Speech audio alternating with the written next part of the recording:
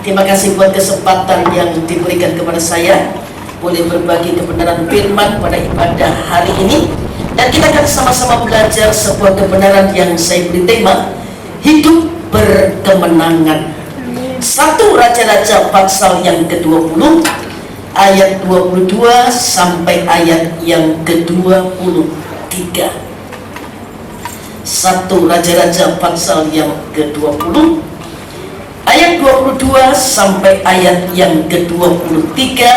Saya membaca untuk Bapak Ibu Saudara sekalian, demikian firman Tuhan. 1 Raja-Raja pasal yang ke-20 ayat 22 sampai ayat yang ke-23. Lalu tampilan Nabi itu kepada Raja Israel dan berkata kepadanya, baiklah, kuatkanlah hatimu, pertimbangkan dan pikirkanlah apa yang harus kau perbuat, sebab pada pergantian tahun Raja Aram akan maju menyerang engkau. Pegawai-pegawai Raja Aram berkata kepadanya, Allah mereka ialah Allah gunung, itulah sebabnya mereka lebih kuat daripada kita. Tetapi apabila kita berperang melawan mereka di tanah rata, pastilah kita lebih kuat daripada mereka.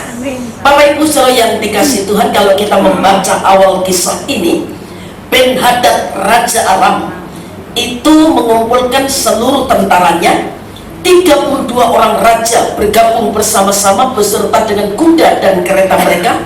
Lalu mereka mulai mengepung dan memerangi Samaria.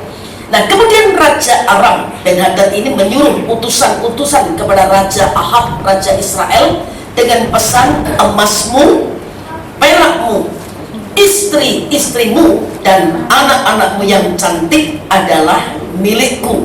Ya, permintaan pertama ini tidak ditolak oleh Ahab, Raja Israel. Ahab berkata, seperti bicara tuanku, aku ini dengan segala yang ada padaku adalah milikmu. Tapi rupanya Ben-Hadad Raja Aram ini tidak puas. Ya. Dia suruh utusannya lagi dan berkata, besok kira-kira waktu seperti ini, aku akan menyuruh pegawai-pegawaiku ya, datang ke rumahmu, datang ke rumah pegawai-pegawaimu. Apa saja yang mereka lihat dan mereka ingini akan mereka ambil. Nah, untuk permintaan kedua ini rupanya menyadarkan Raja Ahab, Raja Israel, oh ternyata mereka tidak mengikhtiarkan yang baik. Nah, singkat cerita terjadi perang. Untung dalam peperangan itu ada nabi yang memperingatkan, ada nabi yang mengarahkan supaya Ahab, Raja Israel itu tidak mengalami kekalahan, tapi bisa mencapai kemenangan. 3 pesan yang Tuhan berikan melalui nabi kepada Raja Ahab. Ya, kita lihat yang pertama, nabi berkata, kuatkanlah hati. Ya, mengapa dalam menjalani kehidupan atau menghadapi peperangan kehidupan ini kita harus menguatkan hati? Sebab kalau kita sudah tidak kuat, itu kita sudah kalah sebelum kita berperang. Bapak Ibu Saudara sekalian, satu kali selesai melayani ibadah yang pertama, saya menunggu ibadah yang kedua di dalam gereja.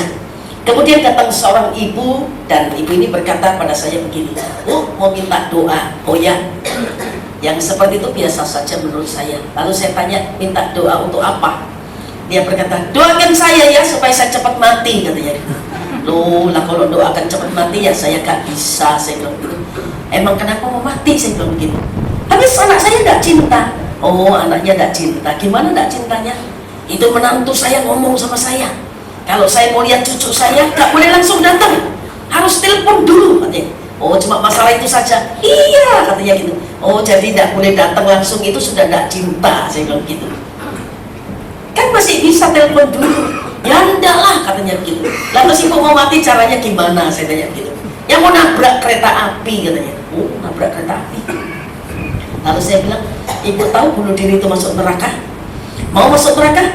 Nggak mau, katanya gitu. Lah nggak mau kamu bunuh diri? Nah ya maksud saya doakan dulu. Oh gitu. Ya, saya pikir stres, ternyata pinter ya. Dia bilang doakan dulu. Oh, jadi saya suruh doa. Habis saya doa, dia keluar nabrak kereta api, mati masuk surga. Nah, pinter juga ya. Jadi saya bilang, saya doakan ibu ya. Setelah saya doakan, ibu jangan nekat keluar nabrak kereta api. Kalau ibu tetap nekat nabrak kereta api, ibu mati tidak masuk surga, ibu masuk sorokan. Yang pasti itu masuk sorokan, saya bilang gitu ya. Ya doakan, ya saya doakan ya. Ibu ini pergi, datang lagi orang lain, sebentar lagi kembali lagi dengan permintaan yang sama, saudara ya. Jadi kenapa Nabi berkata kuatkan hatimu? Ketika kita berkata tidak kuat, maka kita sudah kehilangan separuh ya. Sebenarnya kekuatan kita itu sudah nyaris hilang. Salomo berkata dalam kitab Amsal, jika engkau tawar hati pada masa kesesakan, maka kecillah kekuatanmu ya. Banyak orang sekarang ini gampang menyerah.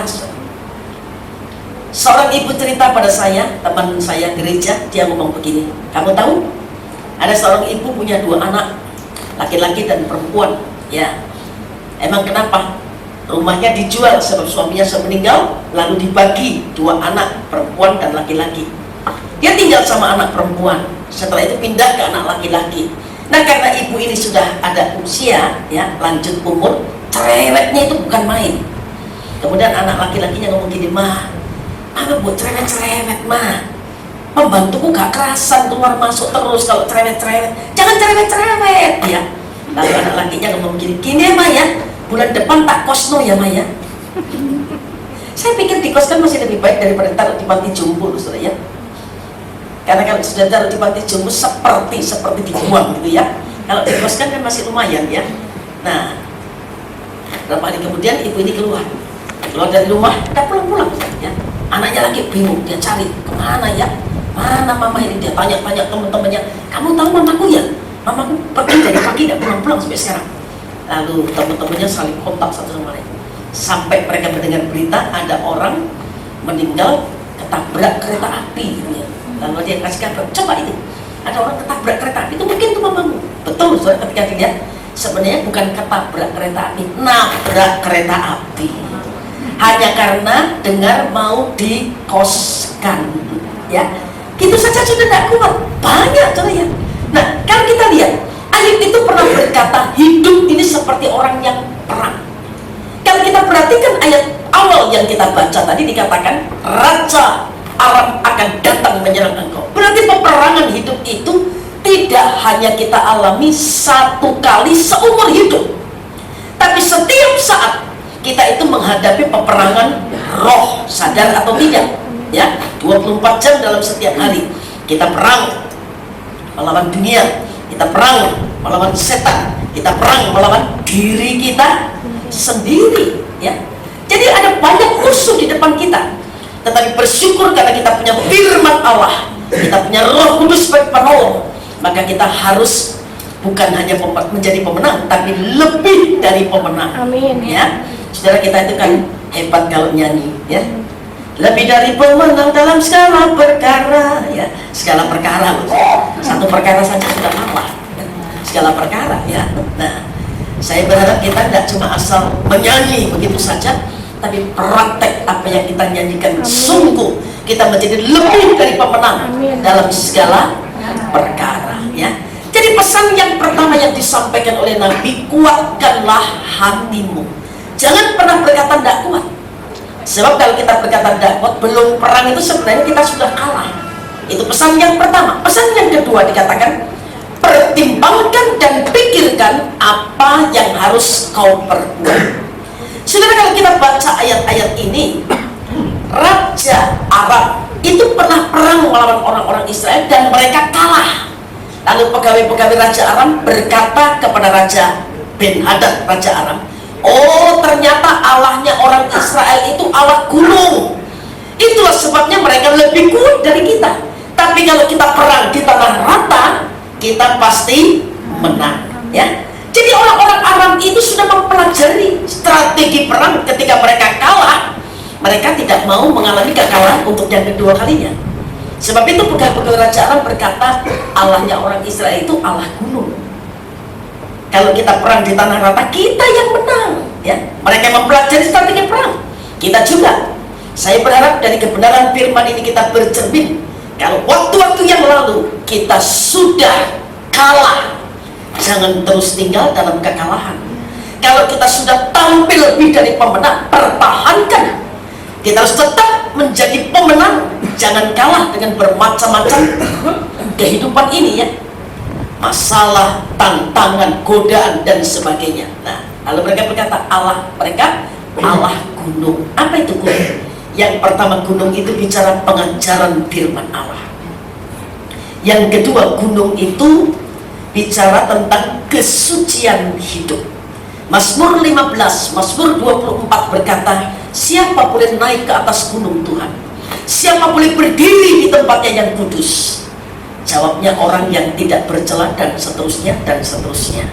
Kemudian saya ingin kita membaca dari Yesaya 33 ayat yang ke-15 sampai ayat yang ke-16.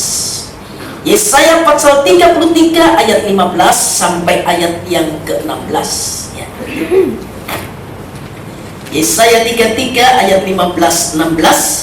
Orang yang hidup dalam kebenaran, yang berbicara dengan jujur, yang menolak untung hasil pemerasan, yang mengebaskan tangannya supaya jangan menerima suap, yang menutup telinganya supaya jangan mendengarkan rencana penumpahan darah, yang menutup matanya supaya jangan melihat kejahatan. 16. Dialah seperti orang yang tinggal aman di tempat-tempat tinggi, bentengnya ialah kubu di atas bukit batu, rotinya disediakan, air minumnya terjamin. Ayat 16 ini kalau kita lihat, orang yang digambarkan tinggal aman di tempat tinggi, bentengnya ialah kubu di atas bukit batu, jaminannya rotinya disediakan, air minumnya terjamin. Syaratnya itu ada di ayat 15. Orang yang hidup dalam kebenaran, pegang kebenaran firman Tuhan, jalani kehidupan ini selaras dengan kebenaran firman Tuhan. Dikatakan orang yang hidup dalam kebenaran itu berkata dengan jujur, menolak untung hasil pemerasan, mengebaskan tangannya supaya jangan menerima suap. Tangan ini bicara perbuatan. Saudara, orang kalau punya tangan melakukan segala sesuatu dengan tangan. Kalau nggak ada tangan, dengan kaki. Kalau tidak ada tangan, tidak ada kaki, dengan lidah, dengan mulut melakukan sesuatu. Jadi tangan ini bicara perbuatan. Lalu apa? Yang menutup telinganya supaya jangan mendengarkan rencana penumpahan darah, tidak andil dalam dosa orang lain. Menutup mata supaya jangan melihat kejahatan. Kesimpulannya, hidup dalam kebenaran firman Tuhan. Dan orang yang hidup dalam kebenaran firman Tuhan adalah orang yang hidup dalam hadirat Tuhan. Amin. Hidup dalam hadirat Tuhan itu adalah hidup tanpa dosa. Sebab dosa itu menceraikan kita dari hadirat Tuhan. Doa itu mencegah kita untuk berbuat dosa, tetapi dosa itu menghalangi kita untuk bersekutu, ya, bergaul akrab makin intim dengan Tuhan. Itu sebabnya Bapak Ibu Saudara sekalian dikatakan gunung itu yang pertama gambaran kesucian, pengajaran firman Allah. Yang kedua gambaran kesucian. Yang ketiga gambaran kebenaran firman Tuhan. Ya. Kalau tadi saya berkata 3 pesan, yang pertama dikatakan kuatkanlah hatimu. Yang kedua, jangan tergoda untuk turun ke tempat yang rendah. Camkan ini Bapak Ibu Saudara sekalian, ini pesan yang Tuhan taruh di hati saya untuk Bapak Ibu Saudara sekalian. Kita sudah mulai dengan roh, jangan mengakhiri dengan daging. Kita sudah tinggal di tempat yang tinggi, ya. Jangan tergoda untuk turun ke tempat yang rendah. Sebab Tuhan berjanji membawa kita naik dan bukan turun, jadi kepala dan bukan jadi ekor. Yang lihat di sini, ya. Tuhan akan mengangkat engkau menjadi kepala dan bukan menjadi ekor. Engkau akan tetap naik dan bukan turun apabila engkau mendengarkan perintah Tuhan Allahmu yang kusampaikan kepadamu pada hari ini, kau lakukan dengan setia. Yang kedua, jangan pernah tergoda untuk turun ke tempat yang rendah. Apa alasannya kita tidak boleh tinggal di tempat yang rendah? Sebab di tempat yang rendah, yang pertama, banyak sampah. Dari posisi saya berdiri di tempat ini, kalau saya buang sampah ke bawah, ya, saya lempar ke atas sekalipun tetap jatuh ke bawah. Dari posisi Bapak Ibu Saudara duduk, kalau buang sampah tetap ke bawah. Dilempar ke atas sekalipun tetap turun ke bawah, ya. Jadi alasannya kenapa kita tidak boleh tinggal di tempat yang rendah, sebab di tempat yang rendah itu banyak sampah. Bapak Ibu Saudara sekalian, awal tahun, ya, tahun yang lalu Tuhan bicara pada saya begini, Syuklin, dari pantat ayam itu keluar dua hal yang berbeda. Yang pertama telur, yang kedua kotoran. Kalau kita menjadi peternak ayam, setiap pagi kita pergi ke kandang ayam bukan untuk ambil kotorannya, ambil telurnya. Nah, kalau kita bicara telur, semua orang pada dasarnya suka telur kecuali yang alergi dengan telur, ya. Pria, wanita, dewasa, anak-anak, sebab telur itu mudah dikonsumsi. Bisa didadar, diceplok, direbus, dicampur masakan, kue dan sebagainya, ya. Tapi saya mau berkata dengan kasih Kristus pada Bapak Ibu Saudara sekalian, mumpung ada kesempatan ketemu, jangan jadi telur ceplok, tapi jadi telur dadar. Kamu dulu sama sebelahnya jadi telur dadar, ya. Sebab kalau telur ceplok, telur mata sapi itu biasanya konotasinya cuma untuk aku satu, ya. Tapi kalau telur dadar kan bisa dibagi-bagi banyak, ya. Apalagi kalau taruh di atasnya nasi kuning, dipotong kecil-kecil jadi banyak, ya. Nah, ya. Hidup ini harus dapat dinikmati oleh banyak orang. Orang harus lihat Kristus yang ada dalam kehidupan kita, bukan cuma lihat, tapi menikmati Kristus yang ada di dalam kehidupan kita. Saya kembali, kalau kita bicara tentang kata telur, kalau telur itu cuma dikonsumsi begitu saja, didadar, diceplok, direbus dan sebagainya, habis sampai di sini. Tapi coba telur itu diremi, lahir ayam laki-laki namanya ayam pejantan. Kalau lahir ayam betina, bertelur lagi, diremi lagi, ada kehidupan yang berkesinambungan. Saya berkata pada Bapak Ibu Saudara sekalian dengan kasih Kristus, tahun ini berhenti menghasilkan kotoran dan hasilkan telur-telur kehidupan. Amin. Ada kehidupan yang berkesinambungan. Tuhan memanggil memilih kita bukan tanpa tujuan. Tuhan memberikan perpanjangan umur kepada kita bukan tanpa tujuan. Selagi hari siang, selagi kita masih kuat, selagi kita masih bisa melakukan sesuatu untuk Tuhan, mari kita bekerja buat Tuhan, mencari jiwa-jiwa yang terhilang di luar sana, dibawa datang ke rumah ibadah, dipersembahkan kepada Tuhan. Sebab kalau kita ketemu Tuhan, Tuhan tidak tanya berapa banyak harta yang kita dapatkan selama kita hidup dalam dunia, berapa banyak keluarga yang kita peroleh selama kita hidup dalam dunia. Tapi yang Tuhan tanya, berapa jiwa yang sudah kita persembahkan bagi kemuliaan nama Tuhan. Jadi alasan yang pertama kenapa tidak boleh tinggal di tempat yang rendah. Di tempat yang rendah itu banyak sampah. Apa itu sampah? Macam-macam, ya. Sampah itu bisa bentuknya kesalahan orang yang kita simpan dari hari ke hari, dari tahun ke tahun, ya. Kadang-kadang tahunnya sudah ganti, tapi masalah yang lama masih terus terbawa, ya. Persoalan 3, 5, 10 tahun lalu tetap melekat di hati, ya. Sudah berakar sepertinya, ya. Nggak bisa lupa kesalahan orang. Kesalahan orang, kebencian, kemarahan, kepahitan yang kita pelihara, itu semua sampah. Saya mau tanya sama Bapak Ibu Saudara sekalian, seandainya saja sebuah gambaran, kalau kita itu diberkati rumah yang jauh lebih bagus dari tempat tinggal kita sekarang, apakah sampah yang kita bawa lebih dahulu untuk pindah? Tidak, kan? Sampah kita tinggalkan. Bahkan barang-barang yang kita rasa tidak perlu kita bawa ke rumah yang baru, ditinggalkan di rumah yang lama, ya. Bukan cuma ninggali sampah, nambahi sampah lagi. Tapi berapa banyak kita ini sudah menjalani kehidupan dari hari ke hari, bulan ke bulan, tahun ke tahun, sampahnya terus melekat di hati, ya. Berhenti berkata sakitnya tuh di sini, ya. Sudah tidak di sini lagi sakitnya sekarang, ya. Sudah berhenti berkata seperti itu, ya.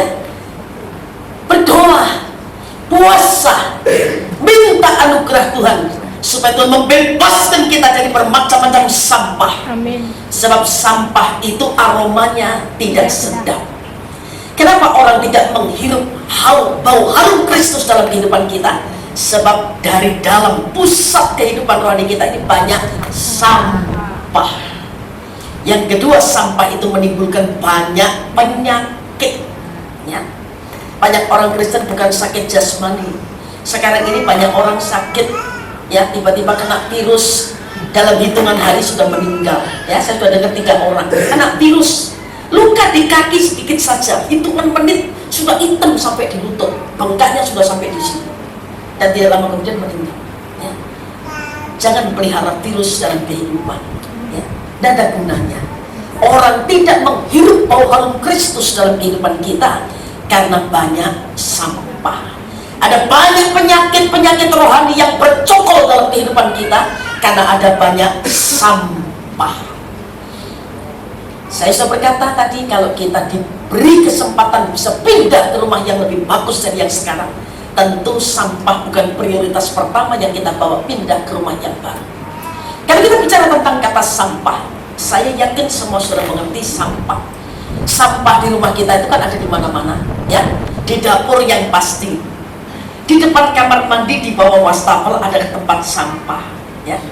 Mungkin di meja makan juga, pojok juga ada tempat sampah. Yang pasti itu di dapur dan di jalan raya, ya. Jalan raya itu kan ada bak sampah yang besar-besar. Perhatikan Bapak Ibu Saudara sekalian, sampah di dalam rumah kita, baik itu di dapur, di kamar, di bawah wastafel, depan kamar mandi, kalau sampah itu sudah penuh, sampah tidak pernah berkata, "Tuan, Nyonya, di sini sudah penuh, saya tak pindah keluar sana ya, di jalan raya. Pak, sampahnya lebih besar, tempatnya lebih luas, enak, ada anginnya," gitu ya. Kalau yang terbuka, kalau yang tertutup ya sama, tapi biasanya lebih besar tempatnya, ya. Sampah tidak bisa membuang dirinya sendiri. Jadi sampah itu harus dibuang.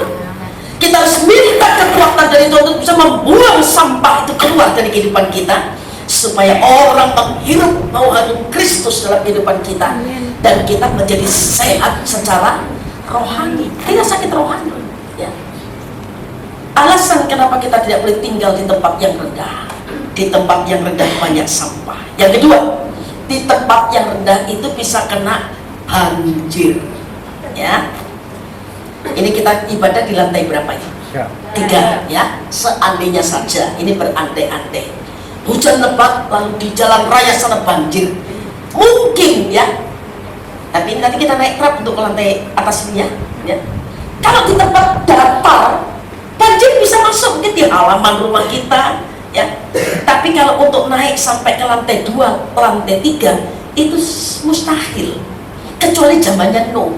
Nah, kalau zamannya Nuh bukan saja lantai 2, 3, gunung yang tinggi saja tertutup. Memang Tuhan menghapuskan manusia, ya, dengan cara air bah. Ketika Tuhan membuka tingkap langit, hujan dicurahkan 40 hari 40 malam, tidak ada manusia yang hidup, ya. Gunung yang tinggi saja tertutup, jangankan lantai 2, lantai 3. Jadi di tempat yang rendah itu, yang pertama banyak sampah, yang kedua bisa kena banjir. Banjir itu bukan hanya menghanyutkan, tapi banjir itu juga merusak, ya. Sebulan yang lalu Surabaya banjir besar di daerah Parang. Saya baca di koran Jawa Pos, saya lihat gambarnya, ya. Mobil itu hanya cuma tinggal kepalanya saja, atapnya gini, ya. Kerendam air semua. Apa tidak rusak kalau seperti itu? Kalau banjir besar terjadi, semuanya hanyut biasanya. Di tempat yang rendah, hidup kita tidak jadi berkat, orang tidak menghirup bau harum Kristus, kita terkena bermacam-macam penyakit-penyakit rohani, lalu kita bisa hanyut arus. Bapak Ibu Saudara sekalian, mohon maaf ya, orang yang kepahitan itu biasanya kumpulnya juga sama yang kepahitan. Kalau orang sakit hati ngomong sama orang yang sama-sama sakit hati, cocok, kalau gitu ya. Buang terus, keluar terus, ya. Digali, seperti digali terus, tidak bisa berhenti, ya. Banyak orang kadang-kadang kalau disuruh bersaksi bilang, tidak bisa ngomong aku. Loh, kok tidak bisa ngomong lah, itu tadi apa, tidak berkicau. Kita tadi kan sudah ngomong, kita pilih saksi tidak bisa ngomong. Lah kenapa kalau cerita kelemahan orang kok tidak bisa berhenti, ya. Dan ada titiknya, koma terus, ya, koma terus gitu, ya. Nah, itu sebabnya jaga hati. Bukan kebetulan ketika Salomo berkata, jaga hatimu dengan segala kewaspadaan. Dari situ terpancar kehidupan. Hati ini pusat kehidupan rohani. Hati ini seperti komputer, menyimpan begitu banyak memori. Kalau hatinya bersih, yang keluar dari mulut ini juga bersih, bagus. Kalau hatinya bersih, alirannya juga bersih. Tapi kalau hatinya kotor, alirannya juga kotor. Orang harus menikmati Kristus. Itu sebabnya kita berusaha, ya. Secara daging memang sulit, ya. kita ini cenderung membalas perlakuan orang yang tidak baik. Tapi firman Tuhan tidak mengajar kita seperti itu. Firman Tuhan mengajarkan kepada kita, jangan membalas kejahatan dengan kejahatan, lakukanlah yang baik bagi semua orang. Nanti di ibadah kedua nanti saya akan bicara ya, apa perbedaan anak Tuhan dengan setan ya. Oke, saudara ngomong gini, dari Surabaya khotbah kok bedanya anak Tuhan sama setan loh. Saya mau tunjukkan pada Bapak Ibu saudara sekalian ya. Sebenarnya kalau kita jujur, walaupun saudara ngaku lebih dari pemenang dalam segala perkara, injak iblis gitu ya, sampai keramiknya pecah, iblisnya lari terus ya. Iblisnya tidak pernah kena. Sebenarnya kalau kita jujur, nanti saya akan tunjukkan ya, ayat-ayatnya sudah bisa catat. Saya belajar melayani Tuhan sejak tahun 84 sampai hari ini. Belum pernah saya mendengar ada hamba Tuhan yang khotbah persamaan antara anak Tuhan dengan setan dan dua kelebihan yang dimiliki setan dari saya dan Bapak Ibu saudara sekalian. Kalau saya tunjukkan, jangan saudara berpikir, lah ada apa setan kok dibangga-banggakan? Tidak, sama sekali tidak. Tapi saya tunjukkan kelebihan yang dimiliki setan dari saya dan Bapak Ibu saudara sekalian, supaya kita bercermin. Kita jangan kalah sama setan. Kita anak Allah ya, bukan setan. Tapi berapa banyak di antara kita kadang-kadang jadi alatnya ya, dipakai oleh setan. Nah, itu sebabnya nanti ibadah yang kedua ya, saya sudah berdoa sama Tuhan. Ibadah pertama saya mau khotbah apa, ibadah kedua saya mau sampaikan apa, Tuhan tahu dalam hati saya ya. Saya belajar taat, saya percaya kebenaran firman Allah tidak pernah kembali dengan sia-sia. Saya tidak pernah bermain-main dengan pelayanan yang Tuhan percayakan kepada saya. Jauh saudara dari Surabaya ke sini ya. Saya juga banyak pelayanan di Surabaya ya. Jadi karena Tuhan saya ada sampai di tempat ini. Dan saya tidak ingin merugikan saudara sebagai jemaat. Saya ingin kita terus bertumbuh. Jangan sampai kita tergoda, jangan sampai kita terseret arus dunia, jangan sampai hati kita menjadi semakin jauh dari Tuhan ya. Jadi yang kedua, jangan tergoda untuk turun ke tempat yang rendah. Kata turun itu sudah tidak baik ya. Sebab Tuhan itu berjanji kita mengangkat kita naik ya. Jangan percaya kalau orang berkata hidup orang Kristen itu seperti roda yang berputar gini. Enggak mau, saya enggak mau ya. Pusing ya. Coba kalau roda yang berputar sebentar di atas sampai puncak, turun, naik lagi, turun, pusing ya. Hidup orang Kristen bukan seperti roda yang berputar, tapi bersama dengan kasih-Nya kita akan terus next level, terus sampai kita ketemu dengan Tuhan di puncak gunung. Sebab di puncak gunung Tuhan kekasih jiwa kita menanti kita di sana. Itu sebabnya mari kita terus minta kekuatan dari Tuhan. Izinkan Roh Kudus menuntun kita langkah demi langkah untuk terus berjalan dalam kehendak-Nya, dan kita tidak tergoda untuk turun, tapi terus next level, naik terus ya. Yang kedua, jangan tergoda untuk turun ke tempat yang rendah. Yang ketiga, yang terakhir, jangan sendirian ya. Coba tolong bayangkan 2 Samuel 11 ayat 1 dan 2 Samuel pasal yang ke-11 ayat 1 dan ayat yang kedua. 2 Samuel pasal 11 ayat 1 sampai ayat yang kedua ya. Pada pergantian tahun, pada waktu raja-raja biasanya maju berperang, maka Daud menyuruh Yoab maju beserta orang-orangnya dan seluruh orang Israel. Mereka memusnahkan Bani Ammon dan mengepung kota Rabah, sedang Daud sendiri tinggal di Yerusalem. Satu dulu ya. Ayat 1 aja dulu. Balik ayat 1 ya. Diakui di 2 Samuel 11 ini, pergantian tahun biasanya raja-raja itu maju untuk berperang ya. Daud kali ini tidak maju perang, tapi dia hanya memerintahkan Yoab dan orang-orang Israel untuk pergi perang, sementara dia sendiri tinggal di Yerusalem, tinggal di tempat. Tinggal di tempat itu berarti tidak kemana-mana. Tinggal di tempat itu punya pengertian stagnan, mandek, tidak bertumbuh. Kehidupan rohani kita tidak boleh mandek, tidak boleh stagnan, harus terus ada pertumbuhan. Ciri bertumbuh Yang pertama punya rasa lapar dan haus. Yang kedua bergerak. Ya, baby itu kalau lahir kalau tidak bergerak berarti mati. Ya, kalau bergerak ada kehidupan. Dan kalau dia hidup ada rasa lapar dan haus. Nah, dikatakan Daud ini tinggal di Yerusalem. Sebenarnya Daud ini sudah berada di tempat yang tinggi. Yerusalem itu kurang lebih 800 meter di atas permukaan laut. Kalau Yeriko 500 meter di bawah permukaan laut, rendah Yeriko. Tapi Yerusalem itu sudah tinggi tempatnya. Saya ingatkan Bapak Ibu Saudara sekalian, jangan bangga dengan kekristenan 30, 40, 50 tahun yang lalu. Sebab bukan tidak mungkin di tempat yang tinggi kalau kita merasa, oh aku sudah berada di level puncak, lalu kita tidak waspada. Setan tidak pernah berhenti untuk menyerang kita. Kalau kita sadar dia sedang menebarkan banyak kulit pisang di mana-mana supaya kita terpeleset dan kita jatuh.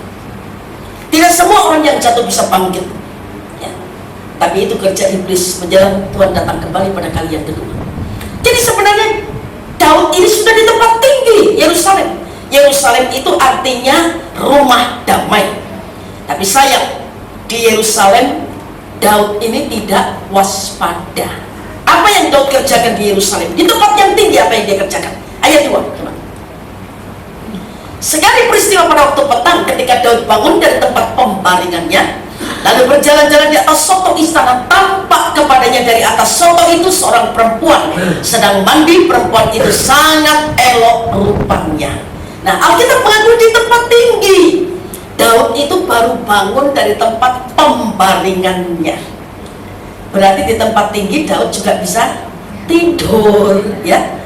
Baru bangun dari tempat pembaringannya. Saya tadi sudah ingatkan Bapak Ibu Saudara sekalian, jangan bangga dengan kekristenan 30-40 tahun yang lalu. Ya. Kita harus pelihara roh ini tetap menyala untuk Tuhan. Ada 3 macam api yang bisa kita kenali. Yang pertama, api yang dikobarkan oleh dunia dalam bentuk hawa nafsu. Maraknya kasus perselingkuhan itu menjadi bukti bahwa kesetiaan mulai luntur dari masyarakat kita. Sekarang ini kita lihat, ya, setan bekerja luar biasa. Bukan hanya kasus perselingkuhan pria dan wanita, wanita dan pria, tapi LGBT juga sedang marak sekarang, ya. Nyaris kembali ke zaman Sodom dan Gomora. Yang kedua, api neraka yang tidak pernah padam, bukan fiktif, bahkan Bapak Ibu Saudara sekalian. Di dunia ini tempat kita menentukan kemana kita akan pergi. Lepas dari perjalanan dunia ini, kita menuju surga atau kita menuju ke tempat penderitaan yang kekal. Pilihannya sementara sekarang kita ada dalam dunia. Yang ketiga, api yang membuat roh kita menyala-nyala untuk melayani Tuhan. Paulus berkata kepada jemaat Roma, giat, ya, jemaat Roma giat, tapi sayang tanpa pengertian yang benar. Ya, sayang sebenarnya. Jadi Paulus berkata, jangan hendaknya kerajinanmu kendor, tapi biarlah rohmu menyala-nyala dan layanilah Tuhan. Kalau rohnya menyala, dagingnya mati. Tapi kalau dagingnya yang menyala, rohnya mati. Satu saja dalam kehidupan. Ketika yang rohani semakin bertambah-tambah dalam diri kita, maka yang duniawi yang daging semakin berkurang-kurang dan keluar. Tapi kalau yang duniawi yang daging semakin bertambah-tambah dalam diri kita, maka yang rohani semakin berkurang-kurang dan keluar dari kehidupan kita. Coba lasapkan saja kesenangan daging ini. Nanti gairah berdoa, gairah bersekutu dengan kebenaran firman, beribadah dengan Tuhan, sudah akan semakin hilang dari hidup kita. Tapi kalau kita semakin membawa diri kita dekat pada Tuhan, menambah jam doa, menambah jam bersekutu dengan kebenaran firman, tambah jam ibadah, berusaha membawa diri kita dekat, bukan hanya dekat, sampai melekat menjadi satu roh dengan Tuhan, sehingga kehendaknya menjadi kehendak kita, hatinya jadi hati kita, pikiran Tuhan jadi pikiran kita, mata Tuhan jadi mata kita, tangan Tuhan jadi tangan kita, kaki Tuhan jadi kaki kita. Kenapa saya berkata seperti ini? Sebab beda, saudara, ya, beda. Pikiran Kristus dan pikiran kita beda. Tidak salah nasihat Rasul Paulus berkata, pikirkan perkara yang di atas, bukan yang di bumi. Di bumi perlu dipikirkan, tapi ini sementara. Yang di seberang sana, yang di atas itu kekal, ya. Pilihannya sekarang. Kalau kita salah memilih, sesal kemudian itu tidak pernah ada gunanya. Mata kita beda dengan mata Tuhan. Mata Tuhan memandang dengan kasih, mata kita memandang dengan penilaian yang belum tentu benar. maka kita memandang dengan menghakimi, ya beda. Tangan Tuhan, tangan yang diulurkan untuk terus menolong. Tangan kita sedangkan cuma tunjuk kesalahan orang saja. Kaki kita berjalan kemana? Dari satu mall ke mall yang lain. Kaki Tuhan berjalan bermil-mil hanya untuk menyelamatkan jiwa-jiwa yang terikat, dibebaskan, yang sakit disembuhkan. Mereka banyak mendapatkan pertolongan daripada Tuhan. Itu sebabnya bawa diri kita terus mendekat kepada Tuhan sampai kita melekat menjadi satu roh dengan Tuhan, sehingga hatinya menjadi hati kita.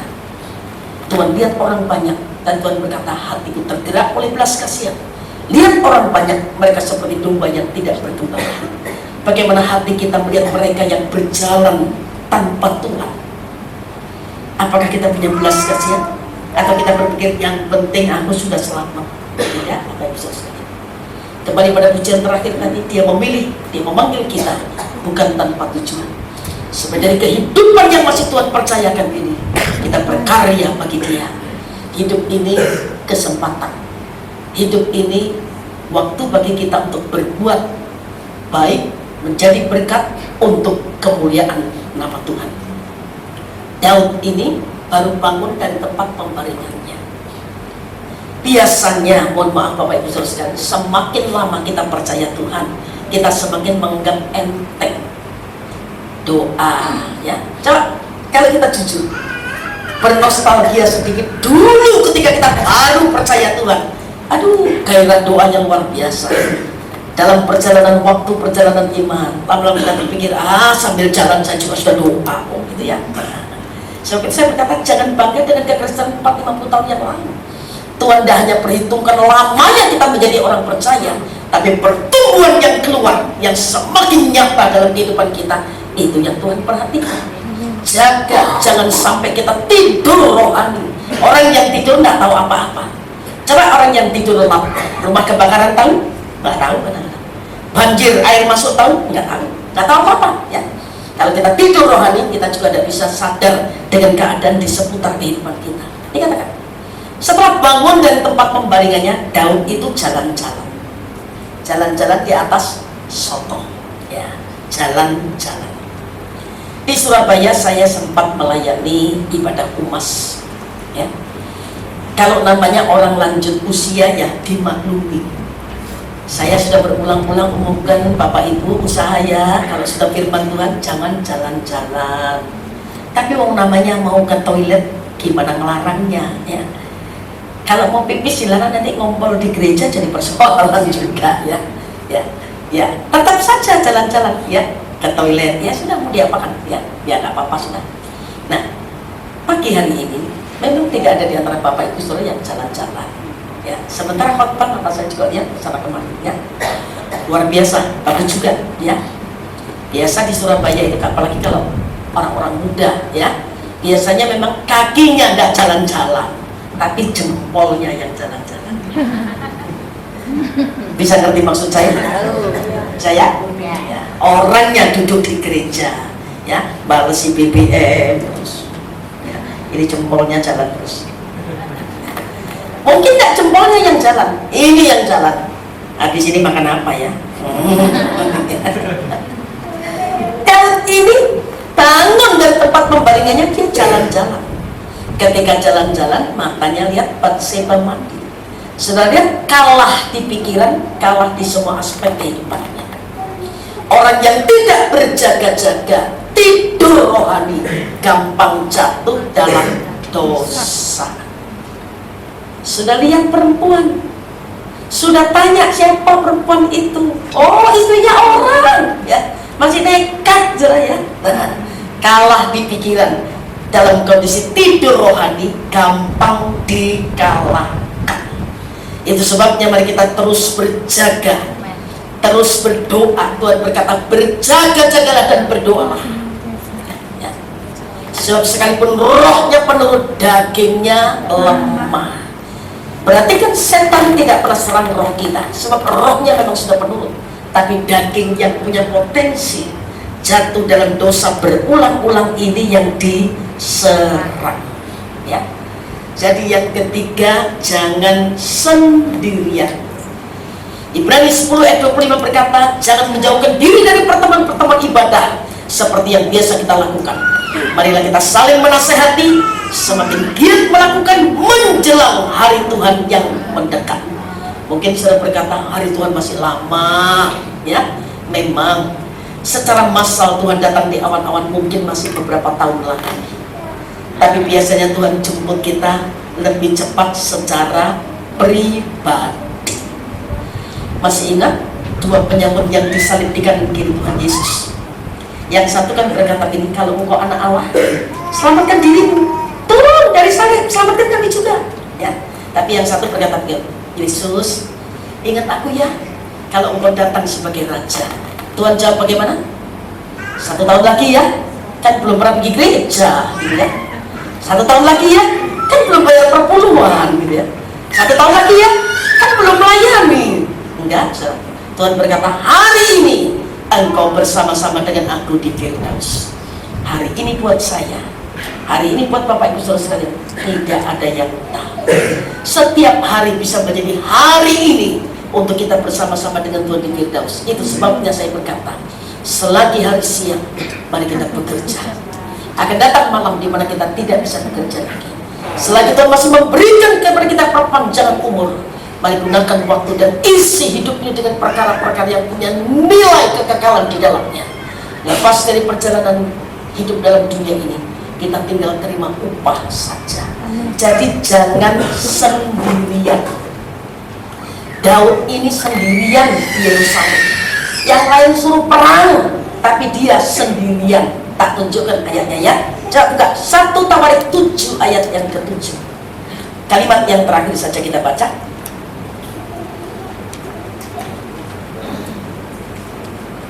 1 Tawarik pasal 7 ayat yang ke-7, ya, mulai dari pahlawan-pahlawan, ya. Pahlawan-pahlawan yang gagah perkasa, mereka yang terdaftar dalam silsilah ada 22.034 orang. Berarti Daud itu raja. Kalau keluar perang tidak pernah pulang dengan kekalahan. Setiap kali Daud keluar perang selalu pulang dengan kemenangan. Sebab Daud punya hal yang istimewa. Di samping kelemahan Daud, Daud punya hal-hal yang istimewa. Dia selalu bertanya-tanya pada kehendak Tuhan sebelum dia keluar perang. Sebagai raja kalau keluar perang selalu pulang dengan kemenangan. Tapi dalam keluarga Daud banyak mengalami konflik. Ketika Amnon menodai Tamar, Absalom membunuh Amnon, ya. Ada konflik dalam keluarga. Daud ini dikelilingi dengan pahlawan-pahlawan yang gagah perkasa, bukan pahlawan yang sakit. Saudara, pahlawan itu kalau sakit sudah tidak mampu perang, ya. Kalau orang sakit dipaksa jalan saja sudah terseok-seok, apalagi itu panggul senjata. Aduh, kalau dipaksa berada di medan peperangan mati duluan nanti, ya. Ini bukan pahlawan yang sakit, pahlawan-pahlawan yang gagah perkasa. 22.034 orang. Saudara perhatikan, ketika Daud berada di antara pahlawan-pahlawan yang gagah perkasa, Daud selalu pulang sebagai pemenang. Tapi waktu Daud sendirian, Daud kalah. Itu sebab saya berkata jangan sendirian, ya, jangan sendirian. Bahaya. Saudara, domba itu punya naluri hidup dalam komunitas. Semalam saya khotbah di Yud, saya berkata domba punya 4 hal, ya, banyak, saya ambil 4 saja. Yang pertama, domba tidak punya tanduk. Dengan kata lain, domba itu sabar, tidak membalas kejahatan dengan kejahatan. Yang kedua, domba itu tidak bisa lari cepat, beda dengan rusa, ya. Kancil itu cepat larinya, tapi domba tidak bisa lari cepat. Dengan kata lain, domba tidak mengandalkan kekuatan dirinya sendiri. Tidak salah Alkitab berkata, diberkati orang yang mengandalkan Tuhan dan menaruh harapnya pada Tuhan. Yang ketiga, domba itu punya naluri hidup dalam komunitasnya. Kalau domba itu keluar dari kawanan, ngelencer sendirian, kesangkut belukar di sana, bahaya. Bisa diterkam serigala yang buas, singa yang buas. Dan yang keempat, domba itu bisa digunting mulutnya. Dengan kata lain, domba hidupnya harus jadi berkat, ya. Kenapa sih Tuhan tidak berkata kamu adalah kancil-kancil, kamu adalah kambing-kambing, ya. Tapi Tuhan berkata, aku gembala yang baik yang menyerahkan nyawa bagi domba-dombaku. Kita digambarkan domba. Sekali lagi, domba itu punya naluri hidup dalam komunitasnya. Amsal 12 ayat 26 berkata, orang benar itu tahu tempat penggembalaannya. Saudara harus tahu di mana saudara ditanam Tuhan. Ditanam di sini, tumbuhlah di sini, berbuahlah di sini. Amin. Ya, kita jangan harus dunia. Masing-masing harus tahu di mana Tuhan tanam kita. Di situ kita bertumbuh, di situ kita menghasilkan buah. Ya, jadi ketika Daud sendirian, Daud kalah. Tapi waktu Daud dikelilingi dengan pahlawan-pahlawan yang gagah perkasa, Daud selalu pulang dengan kemenangan. Jadi 3 pesan Nabi yang kita dengar pada pagi hari ini. Yang pertama, kuatkanlah hatimu. Yang kedua, jangan tergoda untuk turun ke tempat yang rendah. Dan yang ketiga, jangan sendirian. Kita baca ayat yang terakhir, Yesaya 41 ayat yang ke-10. Main musik bisa kembali. Ada. Yesaya 41 ayat yang ke-10. Janganlah takut sebab aku menyertai engkau. Janganlah bimbang sebab aku ini Allahmu. Aku akan meneguhkan, bahkan akan menolong engkau. Aku akan memegang engkau dengan tangan kananku yang membawa kemenangan. Saudara, ayat ini ayat yang sudah biasa saja. Ya, kita semua ngerti, kita bisa menghafal. Tuhan berkata, jangan takut, aku menyertai engkau. Jangan bimbang, aku ini Allahmu. Aku meneguhkan, aku menolong engkau. Tapi perhatikan kalimat yang terakhir dikatakan, aku memegang engkau dengan tangan kananku yang membawa kemenangan. Kenapa pakai disebut tangan kanan? Tangan saja kan cukup, ya. Tapi Tuhan berkata tangan kanan yang membawa kemenangan. Tangan kanan ini lebih kuat dari tangan kiri. Kalau orang kidal, tangan kiri lebih kuat dari tangan kanan. Nah, Tuhan itu meneguhkan dengan berkata, aku memegang engkau dengan tangan kananku, tangan yang kuat, tangan yang memberi kita kemenangan. Kalau kita bersedia berada dalam genggaman tangan Tuhan. Beda, saudara ya. Sekarang saudara bercermin, Tuhan yang pegang tangan kehidupan kita atau kita yang pegang tangan Tuhan. Kalau kita yang pegang tangan Tuhan, seringkali bisa lepas. Tapi kalau kita izinkan hidup ini ada dalam genggaman tangan Tuhan, itu tempat yang luar biasa. Coba satu lagi, Yohanes 10 ayat 28. Kalimat yang terakhir saja. Yohanes 10 ayat yang ke-28. Ya. Atau saya baca satu ayat ya, semuanya. Dan aku memberikan hidup yang kekal kepada mereka, dan mereka pasti tidak akan binasa sampai selama-lamanya. Dan seorang pun tidak akan merebut mereka dari tanganku. Ya. Di tangan manusia, manusia yang lebih kuat masih bisa merebut kita. Tapi tidak ada manusia yang terkuat di dunia yang bisa merebut kita dari tangan Tuhan. Tangannya adalah tangan yang kuat, tangan yang memberi kemenangan. Itu sebabnya izinkan hidup kita berada dalam tangan Tuhan yang kuat, berada di dalam, ya. Tuhan menjadi benteng perlindungan, sehingga kita bisa terus tampil sebagai pemenang dalam kehidupan ini. Jangan terus tinggal dalam kekalahan, ya. Tapi mari kita berusaha dengan pertolongan firman dan Roh-Nya yang kudus, kita bisa tampil menjadi pemenang kehidupan. Tuhan berkati Bapak Ibu Saudara sekalian.